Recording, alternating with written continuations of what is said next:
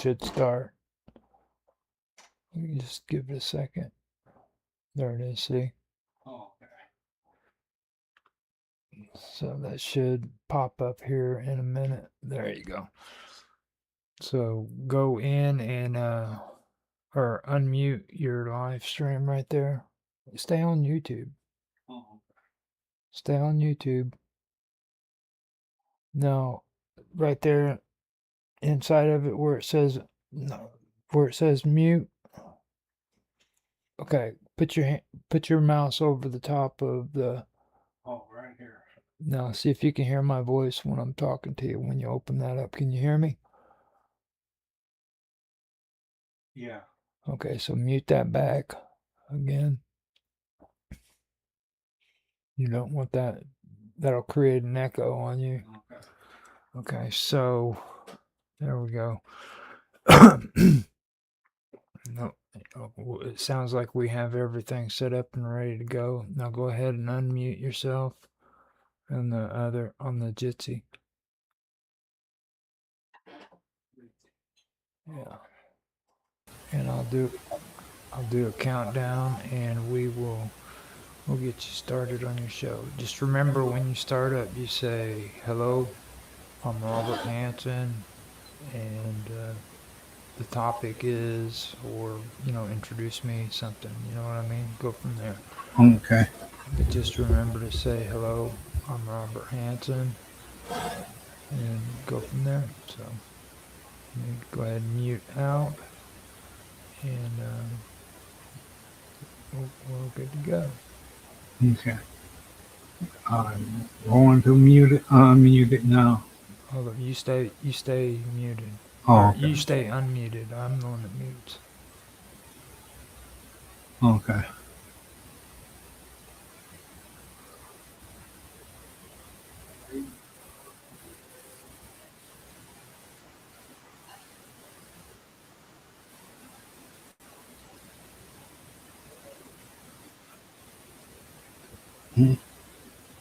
Oh, hi, folks. My name's Robert Hanson at Robert Hanson's Life. And the conversation tonight, and to try to understand science of it,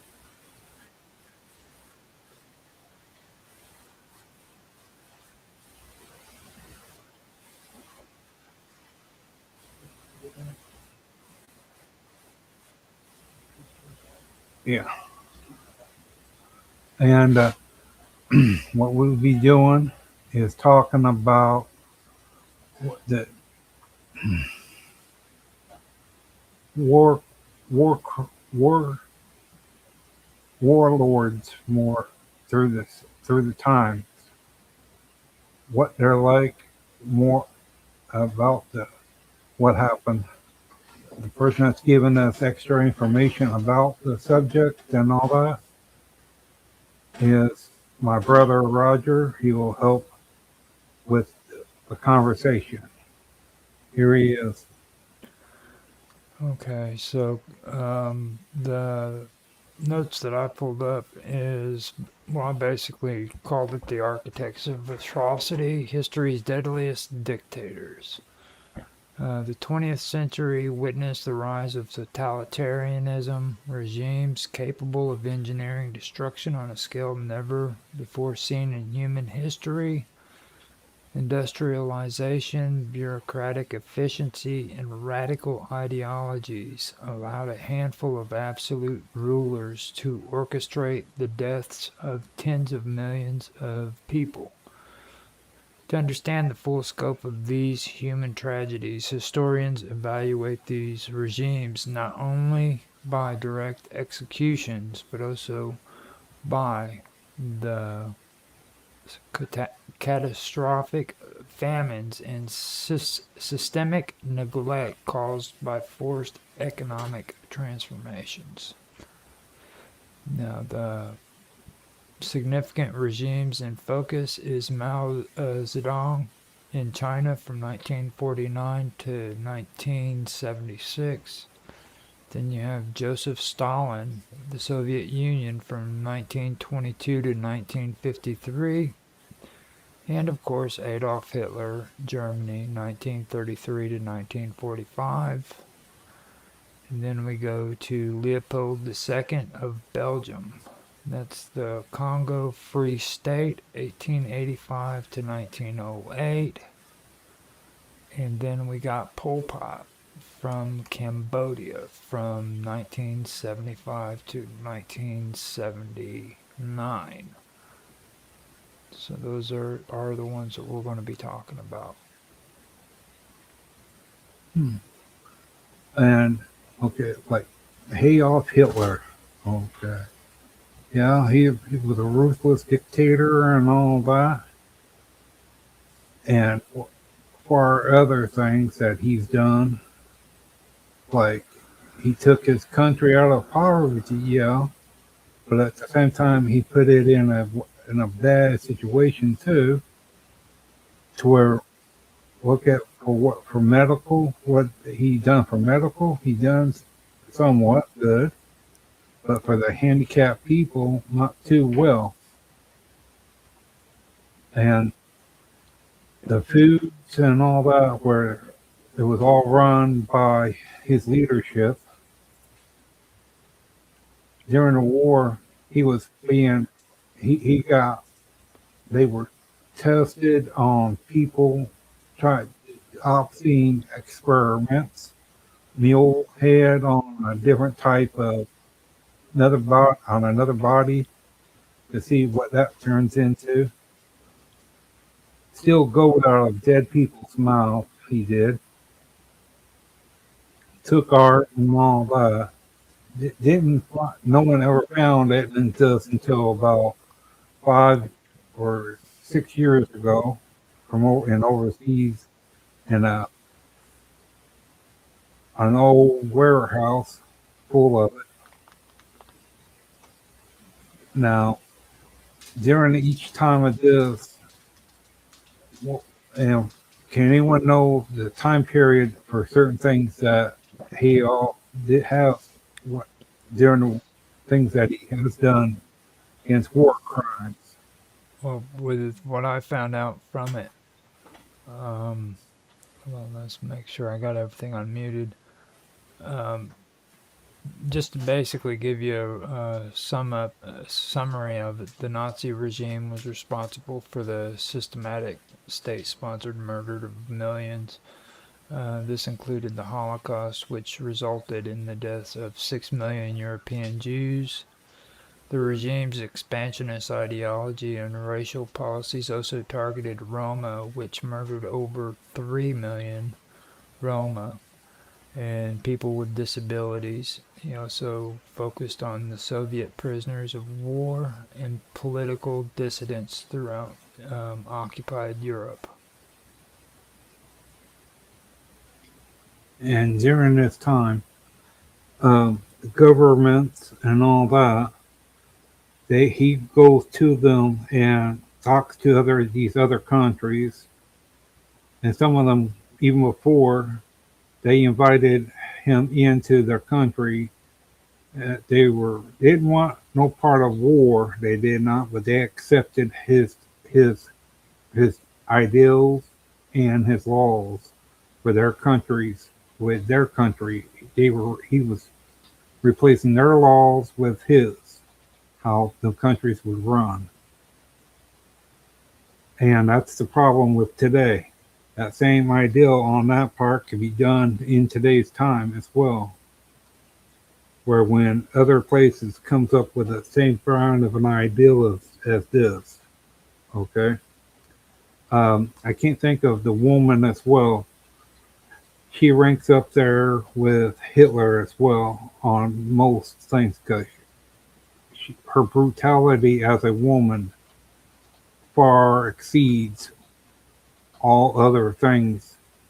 She ranks up there as no better than what Adolf Hitler is, and their ideal of if you don't agree, they'll hurt you. And well, w- w- look at how much money that they even got. took. They did because insurance companies would give you insurance for them and take them for every red cent because they were paying month by month insurance. Uh, Drew, the people would month on their life insurance, knowing the good possibility that they and the ones that did survive never got a lot of their money because they had to go to court to fight that insurance company. Now, is this a dictator, or are you just talking about somebody who was a serial killer? No, no, this woman was Was she like in charge of a country or anything? no, she was working at the. Oh, that's not what we're talking about. We're talking about dictators who But yeah, but murdered. I'm talking about dictators that people that goes to the dictator follows their same rules as That's well. that's not what I Well, mean. yeah, okay. You're talking about somebody who just individually did really No, horrible she things. went to. She was a part of the SS, and she was into the military. She was up there. Up, she knew Adolf Hitler, the way they explained it, and she follows his brand of an ideal and all that. Cause she would torture people in prison camps, beat the women down, break their hands off. I mean, she's bred up brutality. She put most men to shame. She even killed a few of the SS officers, the way I understand it. Sweden or she's from one of the Atlantic countries.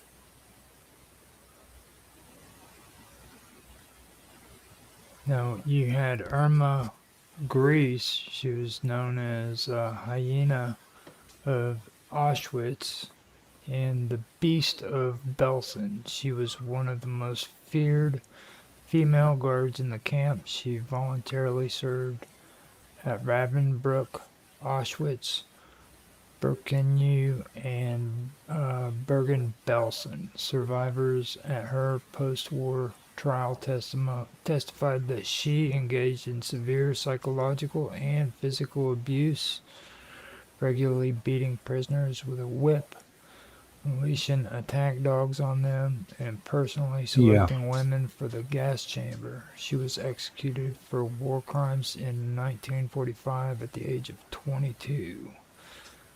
Then you had Maria Mandel, who served as the top female commander at Lagerfeuerverein of the women's camp at Auschwitz-Birkenau. Mandel was directly complicit in the torture and murder of thousands of female prisoners. She created the famous Woman's Prisoner Orchestra used to mock prisoners marching to their deaths, and she routinely beat and executed prisoners at random. Then you had Hermine Brunsteiner, nicknamed the Stopping Mare by inmates. Brunsteiner served as at Ravensbrück and Majdanek. She earned her moniker from her horrific habits of wearing heavy steel-toed jack boots and kicking elderly or weak female prisoners to death. Then you had Dorothea Benz, a chief wardress at Ravensbrück, the primary concentration camp built exclusively for women. She was notorious for kicking, whipping, and shooting female prisoners, as well as overseeing the training of thousands of other female guards to be equally unyielding and ruthless. Then you had Dr. Herta Oberhauser, a Nazi physician at Ravensbrück who used her medical training to perform horrific, agonizing, and often fatal surgical experiments on female prisoners.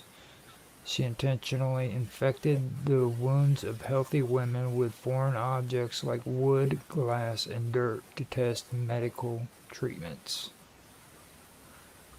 So there you go. Hmm. Yeah. And I pulled up more information. And according to this, it says Romani people, the Gypsies. Historians estimate that between 200,000 and 500,000 Romani people were murdered by the Nazis and their Axis collaborators during the war, which that is way, way smaller than what I've been told. Been told that it was half the amount that of the Jews that were murdered there.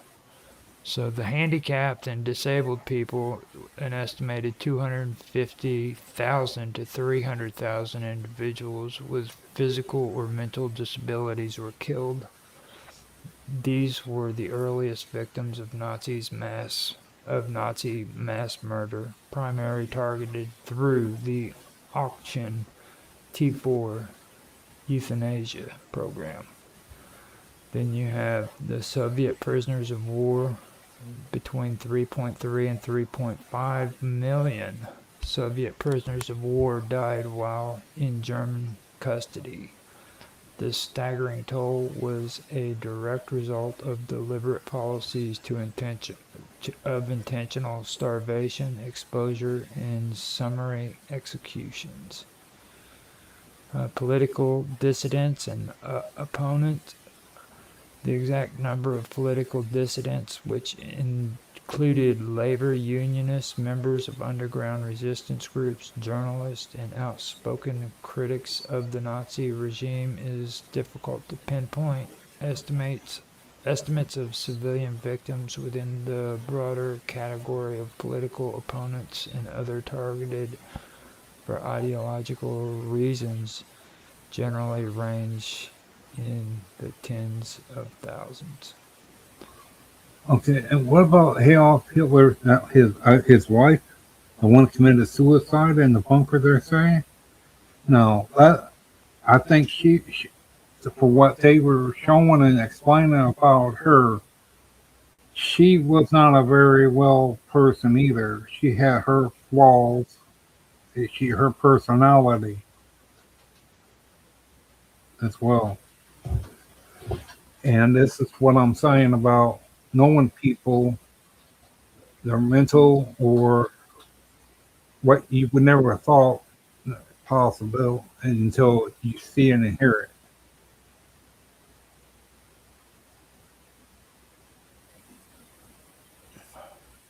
Okay. All right. Well, personally, from what I've heard about Eva Braun, which was his wife, I don't know if they were technically actually married or anything, but I didn't find anything that showed that she personally tortured prisoners or worked in concentration camps or even participated directly in the military and um, or any of the atrocities of the Nazi regime. But the historians also emphasize that she was not an innocent bystander. She was a political but loyal lifestyle. She held no official title within the Nazi Party. She spent most of World War II living a heavily sheltered, luxurious lifestyle at the Berghof, which is Hitler's alpine retreat, and she mostly focused on domestic life like photography and personal leisure and stuff like that. Um, she didn't like execute or torture people herself. She was embedded in Hitler's inner circle basically though. Yeah. But So she did make it known that if you didn't watch your P's and Q's with her, she would let her boyfriend know about it, and there would be problems arise from it. well, I mean, she was always involved in a lot. Like she was always in the high level social meetings with top Nazi officials. Like she Yeah. knew she was aware of the persecution and the stripping of rights of the Jewish people. That was obvious. You know what I mean? Yeah. But that says something there about her, how she represents life, what life is to her. to say that you're with someone, but you know one about their little lifestyle thing, and you don't see no problem in any of it. I Well, mean, well, she also profited from it because you got to remember she was also became Hitler's official photographer for Heinrich Hoffmann. yeah, She was supposed to take like private photos and films of him, and she ended up selling them back to Hoffman's company, and that generated her a large sum of wealth. You know what I mean? And she used the Nazi propaganda to do that. So yeah. On what and that thing about where that what country was that where they built that military base where they separated it in four chunks for different things for testing high tech equipment, and they used slave labor to for construction of it. that was a bunker that was over in the Black Forest, I believe. And they were doing experiments there. That's where they were doing most of their research into well, like the nuclear capabilities. There was actually a race between the Soviet Union, Germany, and the United States on who was going to come up with the bomb first. Nobody could come up with it. Like everybody thinks that this was a big surprise, but it really wasn't. It was just the big surprise was the fact that the United States developed the bomb first. So I think that's really what. Everybody, even the English, were trying to do that. And then in that bunker, they were also doing research into intercontinental missiles. That was a big thing. They wanted to be able to create a missile that would be able to reach Germany, uh, reach England from Germany without having to send airplanes to bomb. So they had a lot of things going on there. And during this times, there was a family before Nazis before the war. I guess I had to, if you can find out, Roger, about the one that was doing a lot of backing money from the banks and all that. That big large family, how they were giving loans to or Russia. I mean Japan. Oh, I can't think of the country. I'm not saying they're Russians, but Japan. Uh, Who Germany was? yeah, German. What family was giving Germany loans?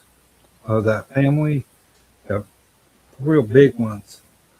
I can't, you have said their names, but I just can't think of it. I forgot. Well, when it comes to Hitler, I mean, I don't really want to get involved in all that. You get a lot of Jew haters that feed off of that shit. Like you'll hear a bunch of people that talk about the freaking Rothschilds and the war, Oh yeah, the Rothschilds and um, the Warburgs and stuff like that. Now the Warburgs are somebody that I bring up, but that's before they became intimidated by the Nazi rise and they fled. Now the Warburgs were criminals, or should have been criminals because of the World War One, because of the support they gave um, the Germans in the First World War, but instead the United States just allowed the Warburgs to just relocate from Germany into New York with no problems. They were actually the German czar or the king's bookkeepers, they're bankers. So that's what I always talked about. But like with the Rothschilds, I've done research on them, and a lot of the stuff that's generated about the Rothschilds is nothing but hate speech. the biggest thing they ever did is they built the freaking Supreme Court, I think, in Israel. Hmm. They had a lot of influence in politics, but that was in Germany and England. They even had influence in France. The so I don't play into all that. Yeah, Um, all I was referring to is the money thing.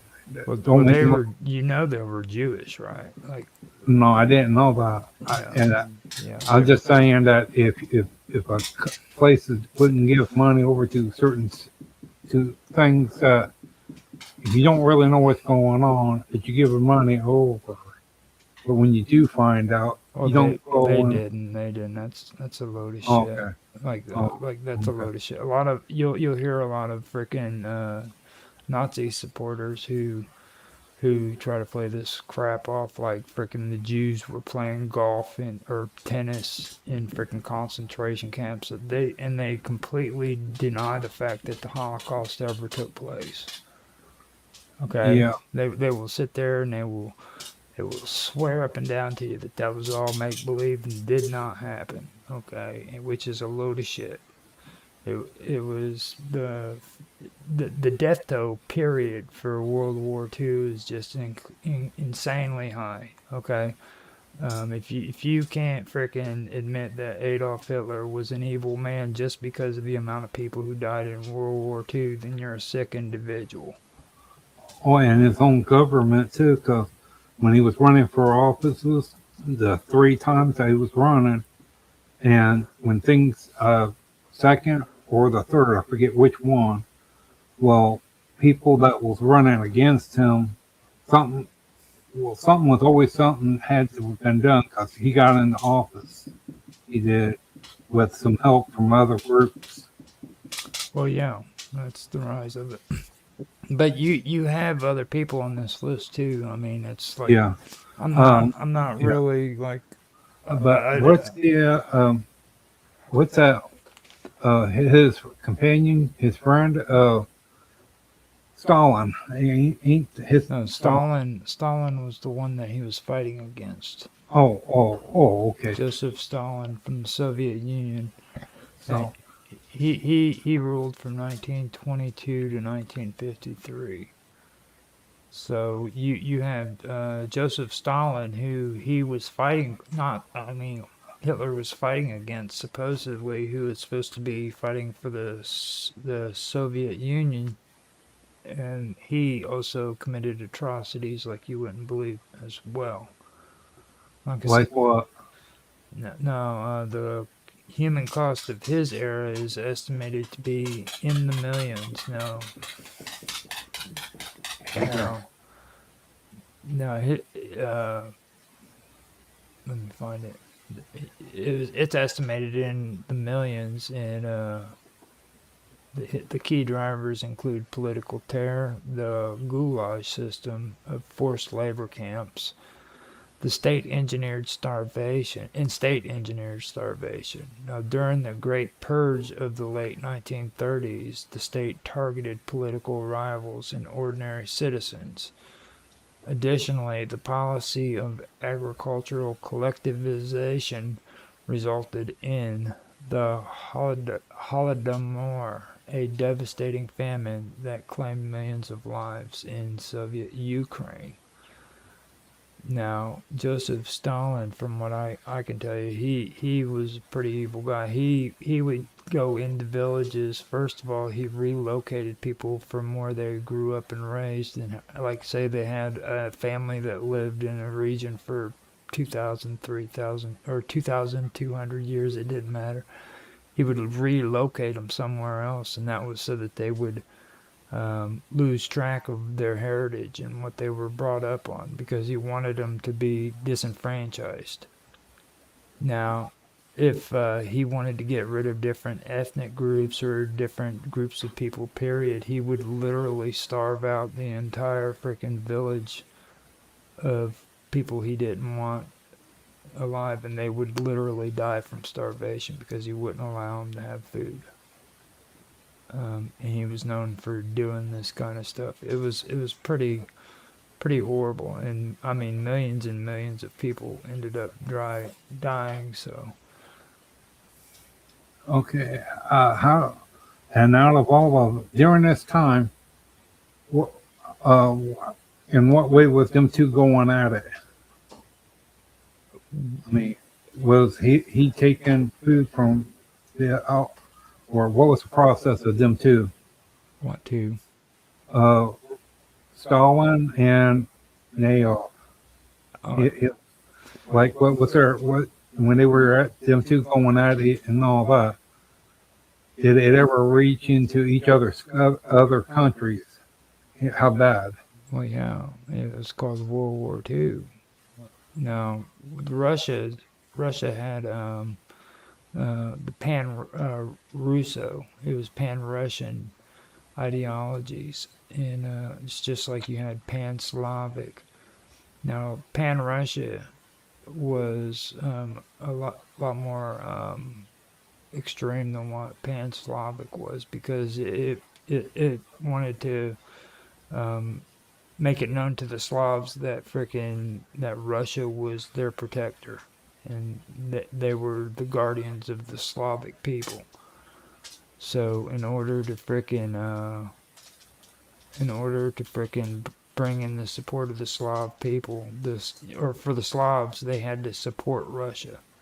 You see, so then you had the Slavics who had their pan-Slavic beliefs, which believed that they had ideologies and stuff too that collided with a lot of the other strength, and that's what really caused a lot of the problems because you had ethno-nationalist ideologies, which is like patriotism on steroids. You know what I mean? Nobody's greater than us, basically. And then they create their own histories, and then another group over here that hears that story says, "Hold on, that's not how it happened." And they have their own stories, and then it causes a lot of stress because they disagree on how things played out. So, like, well, their story about the first one, like you were saying at the beginning, and then like Russia's, I mean, uh, Nazis, they were the same way. They, for what they, the way they believed, that. Well, for me personally, I don't feel that like the Nazis didn't give a damn about the whole Aryan thing like everybody makes it out to like that. Okay, Okay. Germany Germany only cared about German power, and that was it. And they used freaking the Aryan bullshit as like a way to freaking gain momentum, gain popularity in the region. Okay, that because people in that area they liked that whole idea, so they jumped on board. But if you look at Germany in the rise of Hitler, you'll find out that he was more freaking about German power than what he was about anything else. He didn't give a damn, like Austria. Whenever he wanted to unite Hungary with Germany, since the guy who was ruling over Hungary didn't agree with him and didn't want the unification, he sent in the SS to assassinate him. Um, that's how much he believed in his supposed Aryan brotherhood kind of thing. It was just completely bunk. It was about German power, basically. What family was what family was that was assassinated by uh, the government? They did the the one that Rice Bruton. They think that he made a curse, and if anyone from Russia tries to kill him, he would kill the I forget, I can't think of their name, but they're how they died, and people are thinking that Rice Putin or and but the government had killed them because of it, uh, for the war to like because right and price for all the things that would happen to that person. How that's possible for any of it. So basically, the Soviet state engineered starvation program is known as the Holodomor, a Ukrainian term translated to death by hunger. Now, it was a man-made famine orchestrated between 1932 and 1933 by Soviet dictator Joseph Stalin that resulted in the estimated death of 3.9 to 5 million people in Soviet Ukraine alone, and between 6 to 10 million people across the wider Soviet Union. Now, Different nationalities. the Holodomor was not a natural catastrophe. It was the direct product of radical Soviet political, economic, and social engineering designed to break rule resistance and crush Ukrainian nationalism. That forced collectivization. Beginning in 1929, Stalin launched a campaign to abolish individually owned farms and force peasants into massive state-run agricultural collectives. Now, they also have the decolonization campaign. That's the wealthier or highly independent farmers, labeled kolakas or kulaks. They were targeted as class enemies. Millions were executed, arrested, stripped of their property, or deported to Siberian labor camps, decimating the region's most skilled agricultural workforce. Draconian grain requisitions. Despite declining crop yields caused by the chaos of collectivization, the Soviet regime dramatically increased mandatory grain quotas. Armed state brigades went door to door, systematically confiscating not just grain, but all visible food supplies, including seed grain, reserved for the next year's planting. Now, the law of 5 years of corn, which was enacted in August of 1932, was a decree that made the authorized gathering of even a few scraps of leftover grain from a collective field punishable by execution or 10 years in prison. Now, after that, it also says internal passports and blockades. To prevent starving peasants from seeking food elsewhere, the Soviet state implemented an internal passport system and deployed troops to blockade borders. Starving families were forbidden from leaving Ukraine or traveling to major cities. Then you have the rejection of aid and propaganda denial. While millions were actively dying, the Soviet regime strictly denied the existence of the famine. They refused all offers of international humanitarian aid, severely restricting foreign journalists from entering the region, and continued to export millions of tons of confiscated grain abroad to fund Soviet industrialization. The exact human cost was hidden for decades because the Soviet government ordered doctors to forge death certificates and suppress population censuses. Modern demographs and archival research places the toll as follows. Ukraine direct losses, rigorous demographics studies point to roughly 3.9 million direct starvation deaths within Soviet Ukraine, about 13% of the total population. Unborn children. An additional 600,000 unborn children were lost due to the collapse of birth rates and maternal malnutrition, bringing Ukraine's total demographic loss to 4.5 million. Then the wider USSR famine, the brutal requisition policies also extended to other agrarian regions in the USSR, claiming hundreds of thousands of lives in the Kuban region, the North Caucasus, Kazakhstan, where over 1 million people died. In total, the Soviet-wide famine of 1932 to 1933 took 6 to 10 million lives. Okay, and where was the UN during this time?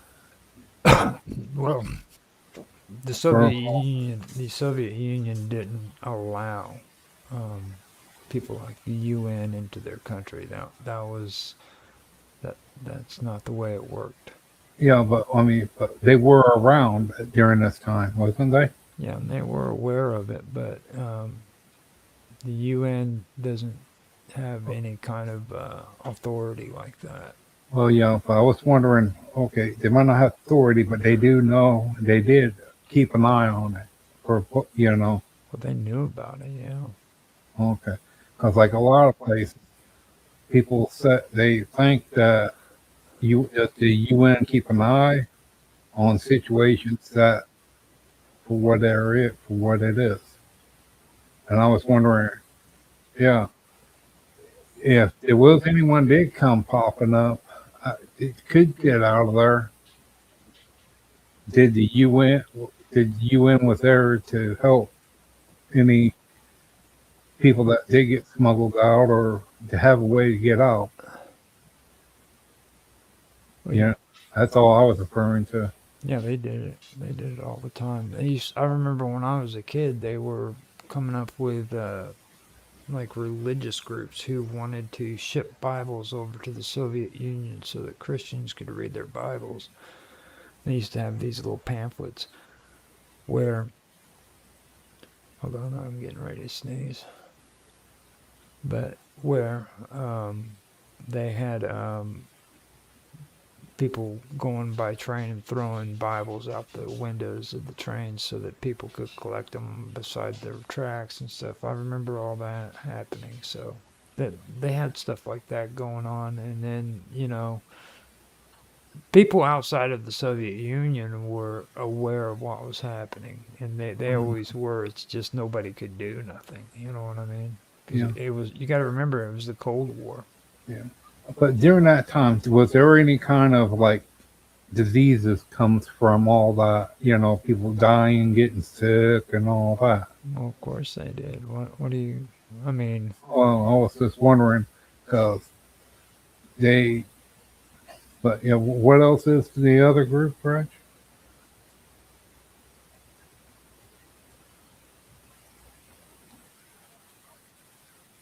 Well, what about his wife? For what they were talking about his wife? who's Stalin's wife? Yeah, Stalin. I mean, she she had kids and all that, and well, the way they always made it out, like they never got too close, or they was not a very happy people. However, they didn't look eye to eye about things. I can find out. I don't know much about anything historically that was said about Stalin's children. Well, it was on TV at one time. They were talking about Stalin and everything about what during that time what Stalin was doing. I know he was married.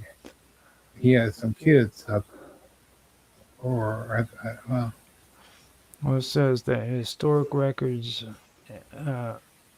no, historic records a great deal about Joseph Stalin's children, whose lives were marked by immense tragedy, emotional abuse, and the inescapable shadow of their father's totalitarian rule. Stalin had three recognized children, and all three had highly troubled relationships with him.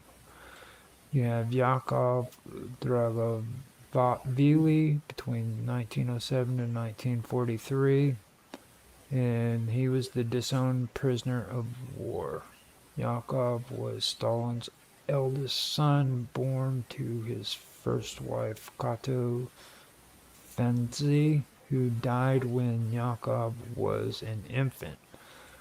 Stalin treated Yakov with cold indifference and open cruelty. He had a suicide attempt. As a young man, a depressed Yakov attempted suicide by shooting himself in the chest after Stalin forbade his marriage. He survived the attempt, prompting Stalin to mockingly tell others he can't even shoot straight. Um, he was captured by the Nazis, where he served as an artillery lieutenant in World War II and was captured by German forces in 1941 because Stalin had decreed under Order Number 270 that all Soviet soldiers who surrendered were traitors. Stalin had Yakov's Jewish wife arrested and sent to a labor camp.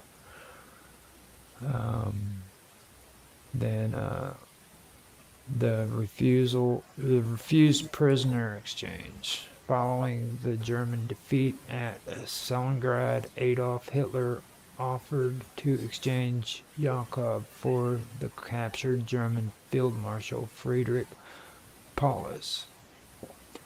Stalin famously refused the swap, declaring, "I will not trade a marshal for a soldier." And after that, you have Vasily Stalin, who is the golden boy turned exile, which is from 1921 to 1962. Vasily was Stalin's younger son, born to his second wife, Nedsta Aliyeva. Now, unlike Yukov, Vasily used his father's name to fast-track a career, becoming a major general in the Soviet Air Force by his late 20s. Vasily was a notorious playboy, heavy drinker, and sports enthusiast who ran the Soviet Air Force hockey and soccer teams. His alcoholism and unstable behavior often infuriated his father. Yeah, so he's had those two, and then he had Svetlana Aleyeva, and that is the defector to the West. Now, Svetlana was Stalin's only daughter and his favorite child during her early youth. He affectionately called her his little sparrow. However, their relationship collapsed as she grew up. When Svetlana was 6, her mother committed suicide. The family lied and told her it was appendicitis. She only discovered the truth as a teenager. Later, when she fell in love with a Jewish filmmaker, Stalin had the man sentenced to 10 years in a gulag labor camp. In 1967, Svetlana shocked the world by defecting to the United States. While on a trip to India, she publicly burned her Soviet passport and denounced her father's regime as a moral and spiritual monster. Hey, when did the what you call it, the oh, can't think of, I forget the secret police, when did they come in the picture for Russia?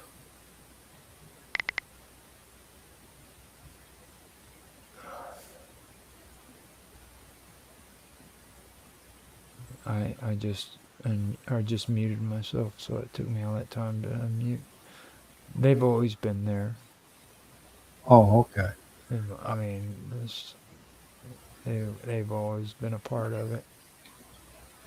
So what year? What? Yeah, and I know it's no longer there, but the KGB. When was it that? What years was that was started and ended? Well, the KGB was there since until the end, all the way up to the end. You know, Oh, so that was always a part of it. It's yeah. never when it started. I don't quite know. I know that the Soviet Union changed directions after Stalin had died. I know Lenin is a different form of government than what Stalin was. So Okay. Stalin was pretty harsh, to be honest with you. Yeah. For all that, oof, He was a pretty evil guy. out of the two, man, they come close to evenly matched one another. You know, right? Well, it's like I tell everybody all the time that is very harsh. It's very harsh and very brutal region. The whole Eastern Europe area is has a brutal history. Whenever I was doing research when it comes to Vlad Dracul, that's when I found out about how hard and how brutal they were because they were fighting the Ottomans to the south. You had the Russians that were encroaching on Poland. You had the Romanians and the Hungarians and the Holy Roman Empire and Um, France. You know, were they in Russia? Uh, gypsies? gypsies were everywhere. No, Oh, okay, okay. I didn't know how far they were actually from. they they're even in the old Persian writings. They're mentioned by the Persians too. Believe it or not. Oh, oh, okay. Because I didn't know. I heard on like on TV shows, but I didn't know actually the distance of them and all that. And I know as you told me about their queen at one, they had a queen at one time. Gypsies did. No, that's a legend, Gypsy Queen. Oh, okay, a legend. Oh, They really don't know where the Gypsies originally came from. That's the interesting thing about them. Like their history is very well, their history is very mysterious, really. So it's okay. interesting. So what is the next one, Roger?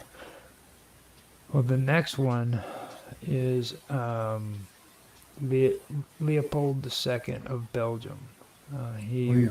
He ruled over the Congo Free State in Africa from 1885 to 1908. Now, during Leopold's rule over the Congo Free State, millions of people died due to extreme colonial exploitation, operating the territory as a private fiefdom. What does that mean? No, well, it's kind of like a kingdom. Whenever they take over a country by invasion, or they agree to become a fiefdom, whichever way it happens, they basically have to pay tributes to the stronger kingdom. Oh, okay, okay. No. Yeah, that's basically what it is. It's a fiefdom in order to pay homage to the rulers of that kingdom. That's what they do. They pay to them. Now, they operated the territory as a private fiefdom. Now, the regime used a private mercenary army to enforce labor quotas for rubber production. This was characterized by systemic milita- mili- mutual, by systemic mutilation. by systemic mutilation, torture, and mass executions. So that is what he was about, and I can dig into that a little bit too. So he's the next one. He comes out of the Congo in Africa. So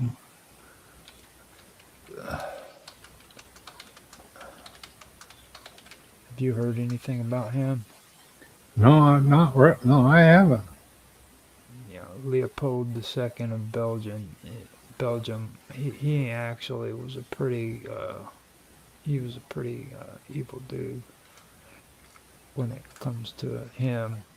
Pol Pot is another one that you have on here too, and he's something else. Now, he was King Leopold II of Belgium. He ruled Congo Free State. Uh, like I said, he ruled it as his private corporate estate from 1885 to 1908.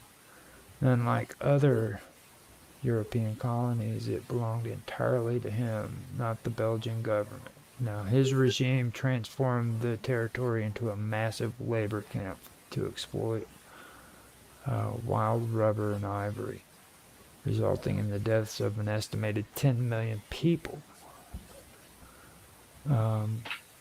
Systemic mutilations, severed hand policy. Mutilation was an official institutionalized policy used by the Force Publique, Leopold's private mercenary army. Then they had quota enforcement. The army enforced rigid, impossible rubber quotas on local Congolese villages to ensure soldiers did not waste expensive imported ammunition on hunting or mutiny. Commanders required them to present one severed human hand for every bullet fired. So soldiers who missed their rubber quotas or used bullets for other reasons began cutting off the hands of living people, including women and children, to justify their ammunition usage in their officers. To their officers. Several hands effectively became a form of severed hands effectively became a form of currency within the colonial military. The Chakotay were soldiers.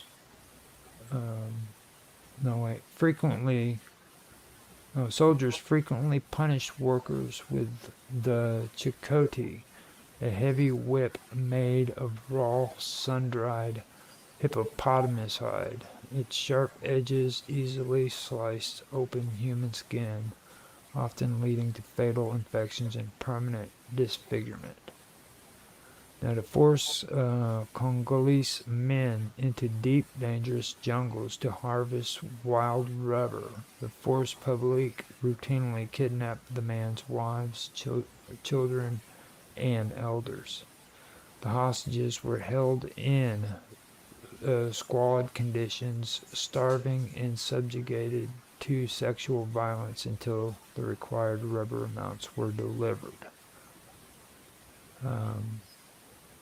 Mass executions and scorched earth tactics. Whole communities were wiped out if they failed to comply with the private rubber state. If a village refused if a village refused or fell short of rubber quota, mercenary units burned the entire settlement to the ground, destroyed its crops, and executed the inhabitants. Military units conducted massive sweeps through the countryside, conducting public executions, hangings, and decapitations to terrify neighboring districts into absolute compliance.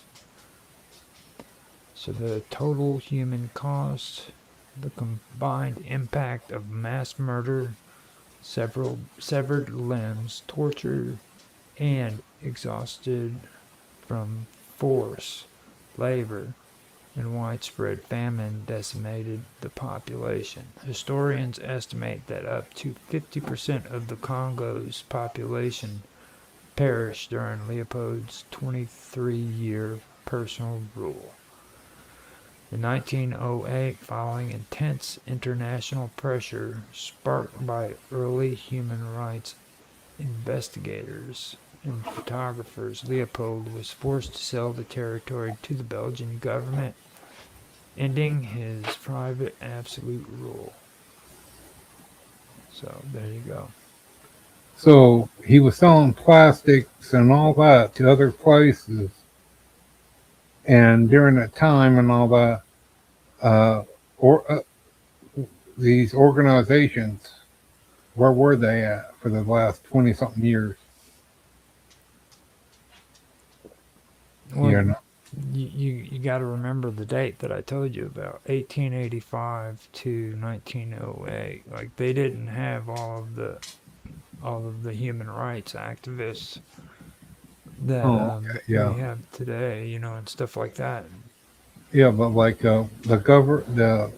well, the larger government there, where were they at to if, in other words, like if that since that guy was getting out of hand and all that, threatening farther and farther out, or however, if there was any reports sent to other bigger places But to keep his power from getting too powerful, his dictatorship, you um, know. he had his own hired mercenaries for an Yeah, army. I mean, he was Dutch. That was Dutch ran territory, Belgium. You know, I mean, they were pretty harsh on people in Africa during those time. During those times, yeah. I mean, you hear stories about blood diamonds and how Hmm. they do the indigenous people there in Africa for blood diamonds and forced labor and stuff like that. Wasn't that at the same time was when Egypt, the UK, what you call that, where they ran an area they did that they The Dutch and the English, yeah, they were all yeah, down there. okay, that was during that time. Yeah, that was during that time. Okay, so the English wouldn't have done nothing anyway because it was benefiting them themselves because they were probably buying the plastic from him. Well, the English weren't doing any better. You know what I Well, yeah, mean? okay, yeah, that's sure there. Basically, Europeans moved into Africa and they completely freaking, I mean, the things that they ravaged the entire area. Yeah, they didn't play by the rules of their country. You know what I mean? Well, I mean, I've had conversations with people about this all the time when it comes to those people, and like they had complete disrespect for anybody from those regions. They looked down on them. They considered them less than. That's really one reason why a lot of this stuff takes place is because people freaking think that they're better because of the color of their skin or because of Yeah, their ethnic background. You know what I mean? It, yeah, stupidity. they have this mentality, speak our language, and we're far superior than you because we freaking spell freaking this a certain way and you don't spell it the right way, and Yeah, and the sad part about it is, if you did a spelling bee, they might have more spelling bee in their country than what UK or the US has. You know what it don't have anything, shouldn't have anything to do with how bright you are or the color of your skin. well, that's the way a lot of them are. They think that freaking because they're white or because they're freaking Oriental or because they're black that they're more superior than the other people, just basically based off the color of their skin. Yeah. You know what I mean? And it's just that's the way they've always been. You know. Yeah. And the sad part about it is they don't seem to realize that when in that situation, how are they supposed to progress, getting more intelligent of their on their own Well, when they're thinking in we that have tone? we have been. It's just taken a while. Yeah. Yeah, I mean, hopefully we have. I don't know. These days, you never can tell. So Yeah, but just like everyone said, if you don't remember the past, you're doomed to repeat. yeah. Okay, and what else? Well, what about did that guy during that time did have any family here? Well, I mean, I'm pretty sure it's going to be the same result as what it was when Okay, it yeah, comes to Joseph Stalin. I mean, I don't really want to go digging up his family life. yeah. Okay. Um, but during that all that time, what happened to all that money? I wonder. You know. They got rich. You know what I mean? Yeah, but did he go back home? Because if he did, He ended up having to sell what he had to Belgium. So, yeah. um, and it was like the first beginning groups for the human rights activists are the ones who finally brought it to his attention. He was forced to sell his personal frickin' empire to the Belgian government and give it up. That's what. Mm. Wonder how the Belgians handled that situation. Did they do anything different? Most likely not. The Dutch were freaking. You think the English were bad when it comes to Africa? The Dutch were. I mean, that's something V mentioned in one of my shows, G, and he was right about that. The Dutch were just horrible, horrible. Dutch is the one with the wooden shoes, ain't they? Yeah, there's Okay, some. That's some of them. They're okay. I wasn't for sure. I remember you were saying the Dutch. When I hear the windmills and the wooden shoes. mhm. Okay. So the last one is Pol Pot from Colombia. And Or Pol Pot from Cambodia. Sorry, Cambodia. Now he by far is the worst one out of the whole bunch. when He was he he? What he's years was his? 1975 to 1979, um, which is actually not true. That's just during 1979. They're just giving you the time period when freaking the Vietnam War basically was over in the time period that he was more in control because he ended up living a full un, un unimpeded life after all the stuff that he committed. He was able to die an old man in his sleep. So that's the sad part about the whole deal when it comes to Pol Pot. They swear that I think it was Obama or uh, Clinton, one of the two, was supposed to have had some kind of order to where they were going to go in and take him prisoner and bring him back for war crimes or some shit, or crimes against humanity for genocide. But he miraculously was able to die before they were able to get that to happen. But Hmm. um, but under the Khmer Rouge, it is estimated that roughly 25% of the Cambodian population perished. The regime attempted to reset society by evacuating cities and abolishing religion and private property.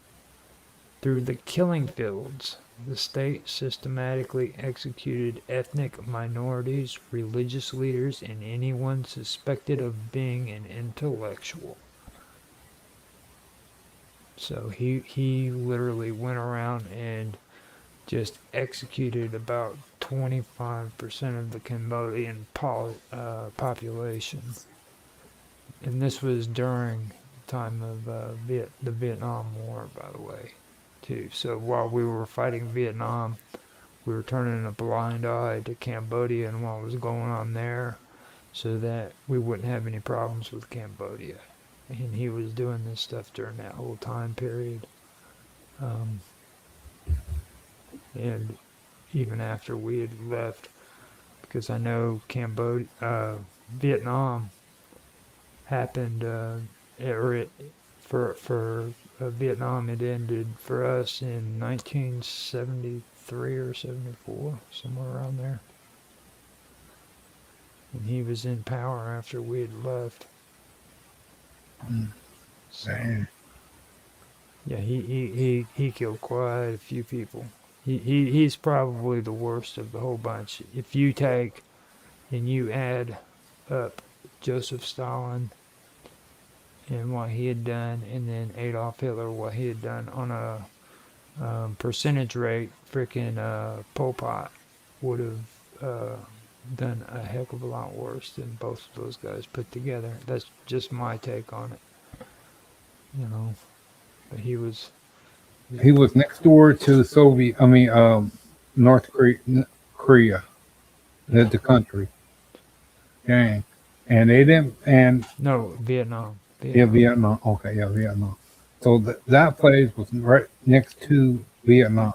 Right. It was like the country exactly right next to it. Uh, and they didn't have no problem with the UN or the U.S. I mean, I know they were during that time a police action, but to allow that going on, you know, Hmm. and did did anything else weird and bizarre happen? You know, 'cause you just don't let people starve and all that and do that. Well, But you, he would actually take people and bring them to like a camp, and they didn't do like on regular people. What he would do is he would make them lay down, put their arms up above them, and they would have to lay flat down. They couldn't move. That's it. They just laid there, and they just eventually died. And they weren't allowed to move. If they moved, they got shot. dang, They weren't fed. They were just told to lay down, so they had to lay down a whole room full of people who just their whole thing was to go in that room, lay down, and die. hmm, And this guy lived an entire life without any kind of punishment. They just he, yeah, he died. He died an old man in his sleep. and that says right there, okay, about okay, EU. I mean not EU, but UN. Okay, everything what I've for what I've heard of UN about how what they're supposed to do and their standards uh, don't make no difference where you're from.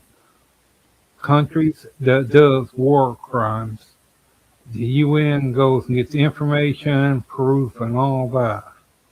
But during that whole time, they did not try or couldn't come up with any kind of real proof verifying any of it. Because it seems they're willing to make up walls and about hate, hate speeches and all that. But something like that many dead bodies and all that's being done, and during that same time, what about diseases? You know, you have all them dead bodies all over the place, rats, mice, feeding, and all that. And with the food situation, how does that food come into play? Because with it, did he sell that stuff as well, or what? Because it seems odd that with that amount of people being killed and dying, and he has an ability to stay out of prison, what was his thing? What was his ability to, or whatever, however he kept out from going to prison? No, I mean people were terrified of him. You got to Yeah, understand this guy. people were terrified of him. Even to this day, with some of the older people in Cambodia, you just don't even speak his name. Yeah. But I'm talking about like the UN. You know, Well, where I were mean, they at? none of that matters in a country that freaking doesn't respect the UN or any Yeah. of the laws. I mean, and you know, it's these are laws within the Cambodian country. You Yeah. know what I mean? They just they took it and they didn't say anything about it. That's the bad part about it. And it's like with all of the shit that happened in Germany and all the stuff that happened in Russia. See, this is their country. Not one of them would actually stand up against these people who did these harsh things to them.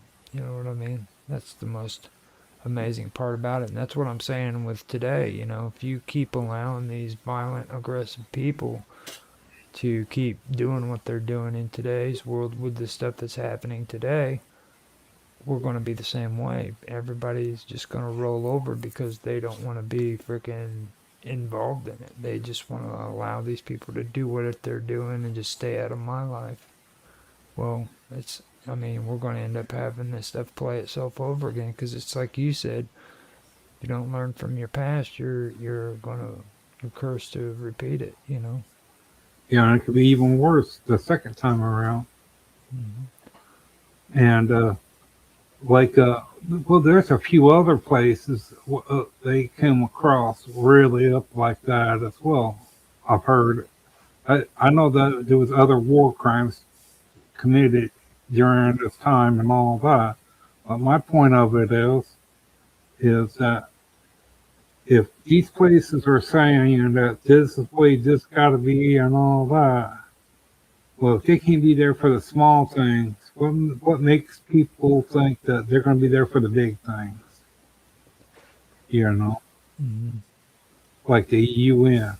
Okay, if they can't be, Well, the thing about it that's even a flip side to it. You don't want to give military power and stuff like that to the UN because I mean they're wanting to push a one world government anyhow as it is, and you see all of this stuff like NATO and you know the UN uh, peacekeeper force.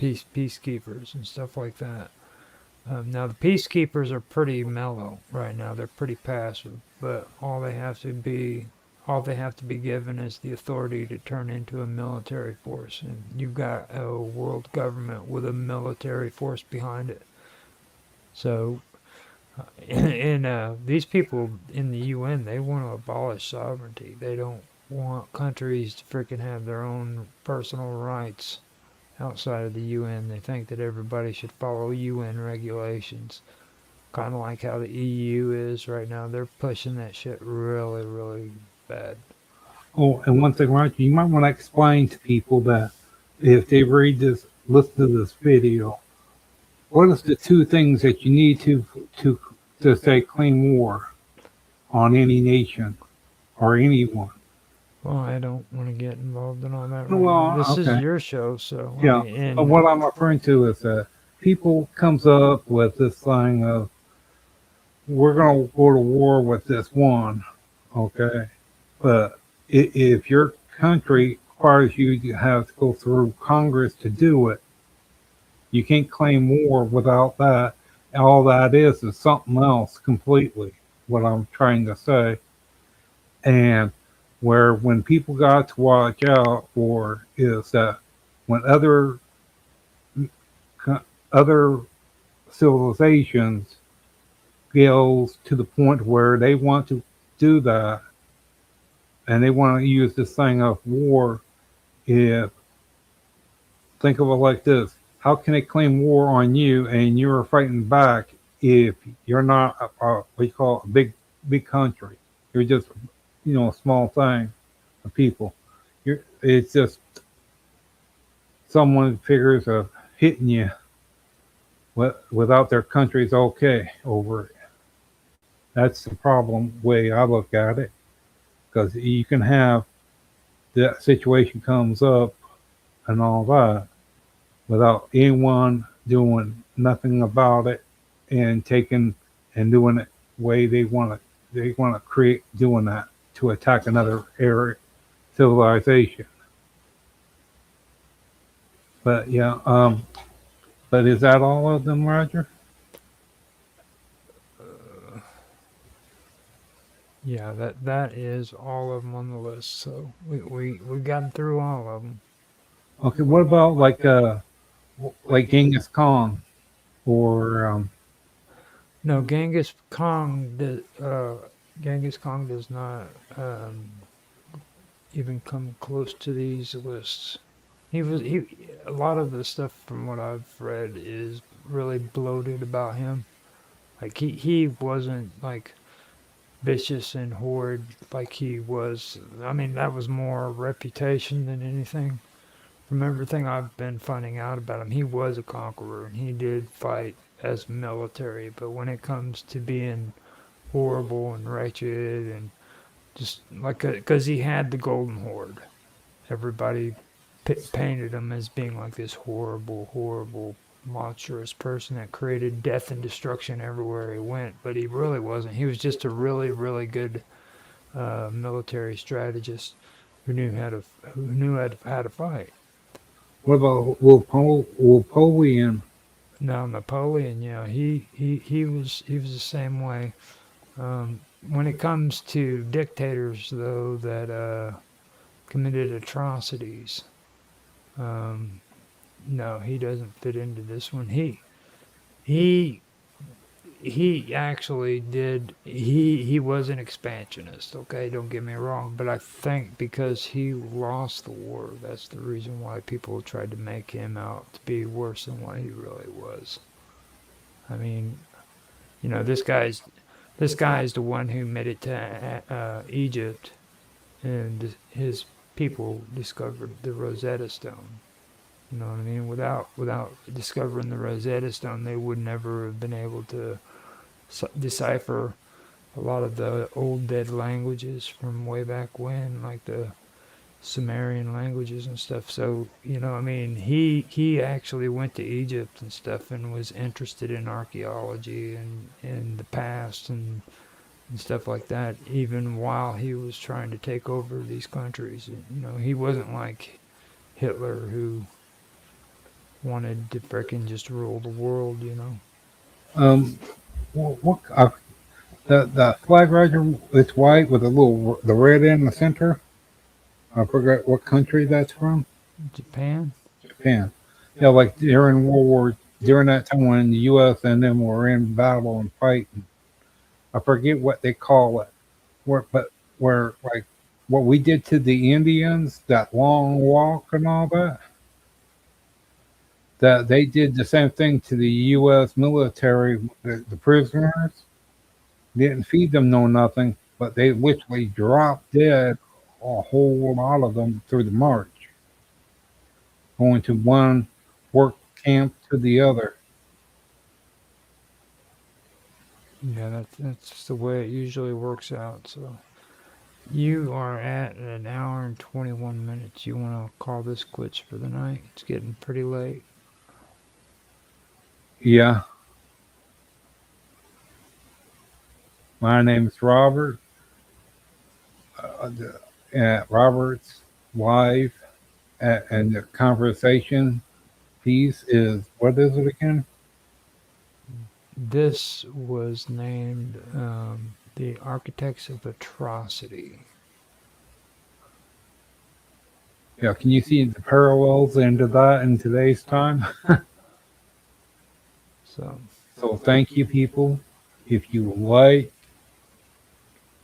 post, if you you gotta subscribe, and post make comments. That's a good and one. comments.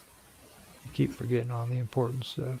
Yeah, I can remember things, but some I can't. I gotta have help with it. I'm learning from it. Okay. So I'll end the stream now, and we'll come back at another time and do another one. All right. Okay.